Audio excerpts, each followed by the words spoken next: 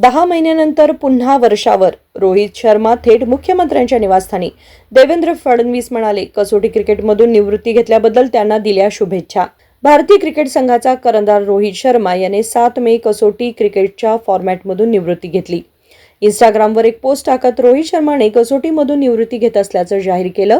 तसेच यापुढे टीम इंडियासाठी वन डे क्रिकेट खेळत राहणार असल्याचं देखील रोहित शर्माने स्पष्ट केलं. रोहित शर्मा यंदाची उर्वरित IPL स्पर्धा देखील खेळणार आहे. भारत आणि पाकिस्तानच्या तणावामुळे IPLची स्पर्धा स्थगित करण्यात आली होती. त्यानंतर उर्वरित सामने 17 मे पासून खेळवण्यात येणार आहे. मात्र याच दरम्यान रोहित शर्माने महाराष्ट्राचे मुख्यमंत्री देवेंद्र फडणवीस यांची भेट घेतली. रोहित शर्मा यंदाची उर्वरित IPL स्पर्धा देखील खेळणार आहे. भारत आणि पाकिस्तानच्या तणावामुळे IPLची स्पर्धा स्थगित करण्यात आली होती. त्यानंतर उर्वरित सामने 17 मे पासून खेळवण्यात येणार आहे. मात्र याच दरम्यान रोहित शर्माने महाराष्ट्राचे मुख्यमंत्री देवेंद्र फडणवीस यांची भेट घेतली. रोहित शर्माने देवेंद्र फडणवीसांची भेट का घेतली हे मात्र अद्याप समोर आलेलं नाही. देवेंद्र फडणवीस यांनी रोहित शर्मा सोबतच्या भेटीचे फोटो सोशल मीडियावर शेअर केले आहेत.